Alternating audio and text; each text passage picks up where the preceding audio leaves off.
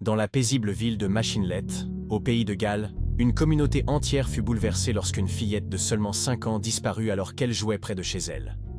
Le 1er octobre 2012, April Jones sortit faire du vélo avec ses amis dans le lotissement Brynigog, ce qu'elle faisait fréquemment. Ce soir-là, cependant, April ne rentra pas chez elle. Ce qui suivit fut l'une des plus importantes recherches de personnes disparues dans l'histoire de la police britannique, une enquête angoissante et un crime qui laisserait des cicatrices permanentes dans toute une communauté. Avant de continuer, si vous n'êtes pas encore abonné à la chaîne, c'est le moment parfait pour cliquer sur le bouton d'abonnement et activer la cloche de notification. Ainsi, vous ne manquerez aucun contenu sur les affaires criminelles qui ont marqué l'histoire. Maintenant, revenons à l'affaire April Jones. April Jones est née le 4 avril 2007, fille de Coral et Paul Jones. Dès sa naissance, la petite April a dû faire face à des défis. Elle est née prématurée, 7 semaines avant terme, et a lutté pour sa vie. Après avoir reçu un traitement intensif à Swansea pendant plus d'1 semaine et demie, April a survécu, mais a développé une hémiplégie cérébrale du côté gauche du corps, de la poitrine jusqu'à la jambe, ce qui lui causait des douleurs fréquentes. Malgré ses limitations physiques, April était décrite par ses parents comme une enfant déterminée et joyeuse. Pour lui donner plus de mobilité et d'indépendance, ses parents lui ont appris à faire du vélo quand elle n'avait que 3 ans et demi. Le vélo est devenu sa passion, et comme sa mère l'a décrit, le vélo était sa jambe. April allait partout avec son vélo. Elle n'était jamais sans lui. La famille Jones vivait à Machinlet, une petite ville dans les montagnes galloises, avec un peu plus de 2000 habitants. C'était une communauté où tout le monde se connaissait, où les enfants pouvaient jouer dans les rues, en toute sécurité. April vivait avec ses parents et ses 2 frères et sœurs aînés, Jasmine et Harley. Le dimanche 30 septembre 2012, April a reçu un brillant bulletin scolaire, montrant son excellent progrès académique. En raison de cela, ses parents lui ont permis de rester jouer dehors plus longtemps le jour suivant. Le 1er octobre 2012 a commencé comme une journée normale pour la famille Jones. April est allée à l'école et, après les cours, a participé à son cours hebdomadaire de natation au centre communautaire local. Après être rentrée à la maison, la petite April a mangé une collation rapide des spaghettis et des toasts et a demandé à aller jouer dehors avec ses amis. Vers 7 heures du soir, April jouait à vélo avec son ami de 7 ans dans le lotissement Brynigog. C'est alors que l'impensable s'est produit. Le frère d'April, Harley, a été appelé pour aller la chercher, mais il est revenu en criant, disant que quelqu'un avait emmené sa sœur. À 19h30, Coral Jones a passé un appel désespéré au numéro d'urgence 999. En environ 7 minutes, le premier policier est arrivé sur les lieux. L'officier a parlé avec le principal témoin, l'ami de 7 ans d'April, qui jouait avec elle lorsqu'elle a disparu. L'enfant a décrit avoir vu April entrer dans une voiture, par la porte du conducteur. Un détail crucial de cette description était qu'April était entré par la porte du côté gauche du véhicule, ce qui au Royaume-Uni serait inhabituel, puisque la plupart des voitures ont le volant du côté droit. L'ami a décrit le conducteur comme un homme aux cheveux roux ou aux yeux rouges, vêtu d'une veste rouge, d'un jean et de baskets. Il a également mentionné qu'April était entrée dans la voiture heureuse et souriante, suggérant qu'elle connaissait possiblement le conducteur. Immédiatement après la disparition d'April, la nouvelle s'est rapidement répandue dans la petite communauté de Machinlet. Des voisins ont commencé à frapper aux portes, des personnes sont sorties avec des lampes torches et ont commencé à chercher dans les rues. La réaction de la communauté a été massive et immédiate. Pendant que la famille Jones était à la maison, désespérés d'avoir des nouvelles, des centaines de volontaires locaux se sont mobilisés pour participer aux recherches. Les réseaux sociaux, principalement Twitter et Facebook, ont été fondamentaux pour la diffusion de l'information et pour l'organisation des efforts de recherche. La police a déclaré un incident critique et a rapidement intensifié l'opération. Des barrages routiers ont été installés. Des équipes avec des chiens pisteurs ont été mobilisées et des hélicoptères ont été envoyés pour survoler la zone. La recherche d'April Jones est rapidement devenue la plus grande opération de recherche de personnes disparues dans l'histoire de la police britannique. Le territoire autour de Machinlet présentait des défis significatifs pour les groupes de recherche. Terrains montagneux, ruisseaux, rivières, lacs et zones inclinées rendaient la recherche extrêmement difficile. Il y avait aussi des mines de pierre dans la région, et la pluie qui a commencé à tomber a compliqué encore plus les travaux. Une zone de plus de 60 km² a été fouillée, avec plus de 300 zones spécifiques de recherche. Au plus fort de l'opération, il y avait 120 officiers de recherche travaillant pendant la nuit. En plus de la police, des équipes de secours en montagne, des équipes de secours urbains, des équipes de secours en grotte, des gardes-côtes et des pompiers se sont joints aux efforts. La police savait que, si April avait été enlevée par un étranger, chaque seconde était vitale pour essayer de la retrouver vivante et en bonne santé. Au matin du jour suivant, ils ont activé l'alerte de sauvetage d'enfants dans tout le pays, la première fois que ce protocole a été activé à l'échelle nationale au Royaume-Uni. Durant les premières heures du 2 octobre, la police a commencé à recevoir des informations qui pointaient vers un suspect, Mark Bridger, un homme local de 46 ans. Ce qui a immédiatement attiré l'attention des enquêteurs était le fait que Bridger possédait un Land Rover avec conduite à gauche, coïncidant avec la description donnée par le témoin. Mark Bridger vivait à quelques kilomètres au nord de McKinley. Il était père de 6 enfants et résidait dans la communauté depuis plusieurs années. Ses enfants fréquentaient la même école qu'April et certains des enfants de la famille Jones. Du point de vue de la police, Bridger n'était pas sur le radar des autorités comme quelqu'un à risque. Bien qu'il ait eu quelques condamnations antérieures, pour des délits mineurs, la police a envoyé des équipes pour le chercher et a trouvé sa maison vide. Cependant, les officiers ont remarqué quelque chose d'étrange, la maison était extrêmement chaude. Il y avait des signes d'un feu récent dans la cheminée et une forte odeur de détergent et de produits de nettoyage. Vers 10h42 du matin du 2 octobre, un hélicoptère de la police a repéré Bridger marchant avec son chien au bord d'une route principale, à quelques kilomètres de l'endroit où April vivait. Ce qui a attiré l'attention de l'équipe de l'hélicoptère était le comportement de Bridger. Il n'a pas regardé vers le haut une seule fois, même avec l'hélicoptère survolant, et semblait très concentré à regarder son chien pendant qu'il marchait. Environ 30 minutes plus tard, Bridger a été abordé par une voiture de patrouille. Après avoir confirmé son nom au policier, Bridger a dit « Je sais de quoi il s'agit ». Quand le policier a demandé où était April, Bridger a répondu « C'était un accident. Je l'ai renversée avec ma voiture. Je ne sais pas où elle est ».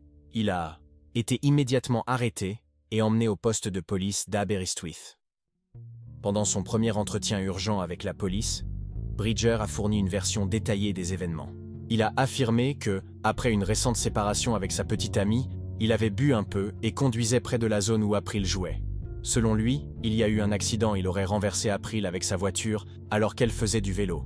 Bridger a décrit comment, paniqué, il a placé April dans sa voiture et a essayé de pratiquer la RCP réanimation cardiopulmonaire, mais a échoué. Il a affirmé qu'il s'était rendu compte qu'April avait subi des blessures graves et était morte. Toutefois, quand il a été interrogé sur ce qu'il avait fait du corps d'April après le prétendu accident, Bridger a allégué avoir un trou de mémoire et ne pas se souvenir où il l'avait laissé. « Je ne l'aurais pas abandonné. C'est un être humain », a dit Bridger aux enquêteurs. Il a affirmé être repentant et vouloir présenter ses excuses à la famille. Cependant, la version de Bridger a vite commencé à présenter des incohérences lorsqu'elle a été confrontée à d'autres preuves. Le principal témoin, l'ami d'April, avait décrit qu'elle était entrée dans la voiture heureuse et souriante, non qu'elle avait été renversée. De plus, quand la police a examiné le véhicule de Bridger, elle n'a trouvé aucune preuve d'une collision de la circulation, ni sang, ni trace d'ADN d'April à l'intérieur de la voiture qui pourrait corroborer l'histoire d'un accident suivi d'une tentative de secours. La police a intensifié les interrogatoires, utilisant même des cartes pour essayer de faire visualiser à Bridger où il aurait pu laisser April. Malgré ses efforts, Bridger a maintenu qu'il ne se souvenait pas de ce qu'il avait fait d'elle après la prétendue mort dans la voiture. L'enquête médico-légale dans la maison de Mark Bridger, un petit chalet appelé Mount Pleasant à Sainsbury, a révélé des éléments perturbants qui contredisaient directement sa version des faits. Les experts ont trouvé une maison méticuleusement nettoyée, avec une forte odeur de détergent, indiquant une tentative délibérée de détruire des preuves. La température inhabituellement élevée à l'intérieur de la résidence suggérait que le suspect avait maintenu la cheminée allumée pendant une période prolongée, même s'il était octobre et pas particulièrement froid. Dans la cuisine, les médecins légistes ont trouvé un ensemble de couteaux qui avaient été récemment nettoyés. L'un d'eux, une analyse ultérieure a révélé, contenait des traces microscopiques de matière humaine. Bridger avait travaillé comme équarrisseur, ayant des connaissances spécifiques sur la façon de décharner et de démembrer des corps, compétences que les enquêteurs soupçonnaient avoir été appliquées sur le corps de la petite April. L'analyse du sang trouvé en plusieurs endroits de la maison a confirmé qu'il appartenait à April, avec une concentration particulièrement élevée près de la cheminée dans la chambre principale.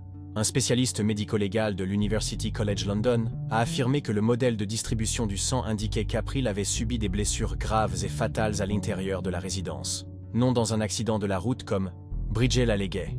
Les équipes ont également récupéré un appareil photo numérique avec des photos récentes des environs de l'école d'April, prises quelques jours avant l'enlèvement, suggérant un modèle d'observation et de planification. Dans les fichiers datés du matin du crime, il y avait des photos de l'itinéraire qu'April empruntait normalement pour rentrer de l'école. Particulièrement révélateur a été l'historique des recherches Internet de Bridger dans les semaines précédant le crime. Les enquêteurs ont découvert qu'il avait spécifiquement recherché âge minimum pour l'attraction sexuelle, comment enlever l'ADN médico-légal et effet de différentes méthodes de meurtre sur les enfants. La veille de l'enlèvement, il avait cherché des informations sur l'horaire des cours de natation au centre communautaire qu'April fréquentait. L'analyse du GPS du véhicule de Bridger, récupérée malgré ses tentatives d'effacer les données, a montré qu'il avait parcouru plusieurs zones isolées le soir de la disparition, y compris des lieux proches de mines abandonnées et des sections profondes de la rivière Diffie, zones qui sont devenues par la suite le centre intense des recherches. Pendant les perquisitions à son domicile, les enquêteurs ont également trouvé des vêtements pour enfants qui n'appartenaient à aucun des enfants de Bridger, soigneusement pliés dans un tiroir. Parmi eux, il y avait un sweatshirt rouge similaire à celui qu'April portait le jour de sa disparition, avec de petites traces d'ADN compatibles avec la victime. Le véhicule Land Rover de Bridger, malgré avoir été méticuleusement nettoyé, contenait sur le tapis du coffre des fibres identiques à celles de l'uniforme scolaire d'April. Des équipements d'analyse avancés ont également détecté des traces de sang dans les fentes du coffre, où les produits de nettoyage n'avaient pas pu atteindre complètement. Les registres téléphoniques ont démontré que Bridger avait éteint son téléphone portable précisément dans l'intervalle entre 19h30 et 22h le soir de la disparition, période critique durant laquelle la police croit que le crime a été commis. Lorsqu'il a été rallumé, les relais téléphoniques ont enregistré sa localisation dans des zones reculées des montagnes, loin de son itinéraire habituel. Un témoin a également rapporté avoir vu Bridger le matin suivant la disparition, transportant une boîte noire près d'une berge de rivière. Lorsqu'il a été interrogé à ce sujet pendant l'interrogatoire, il l'a nié véhémentement, créant une autre contradiction dans son récit déjà fragilisé. La combinaison de ces preuves physiques, numériques et circonstancielles a formé un tableau convaincant de la préméditation et de la brutalité du crime, démentant complètement la version d'un accident de la route suivi de panique, comme allégué par Bridger. Le 5 octobre 2012, Mark Bridger a été formellement accusé d'enlèvement, de meurtre et d'entrave à la justice, en relation avec la tentative de dissimuler toute trace du corps d'April. Le procureur en chef du Crown Prosecution Service a déclaré qu'après examen de toutes les preuves recueillies, il y avait suffisamment de preuves pour accuser Bridger de la mort d'April Jones. Le procès a commencé le 29 avril 2013. Tout au long du processus, Bridger a maintenu la même histoire qu'il avait racontée à la police qu'il avait renversé April accidentellement et qu'il ne se souvenait pas de ce qu'il avait fait de son corps. Cependant, le témoignage de l'ami d'April a été crucial pour démentir cette version. Le 30 mai 2013, après 4 heures et 6 minutes de délibération, le jury a considéré Mark Bridger coupable d'enlèvement, de meurtre et d'obstruction à la justice. Il a été condamné à la prison à perpétuité, avec recommandation qu'il ne soit jamais libéré, l'une des rares sentences de ce type au Royaume-Uni.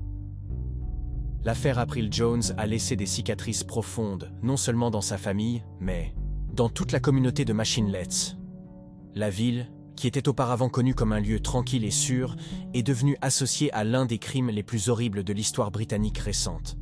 Pendant les jours de recherche d'April, toute la ville s'est unie. Des rubans rouges, la couleur préférée d'April, ont été accrochés partout, un symbole d'espoir puis de deuil.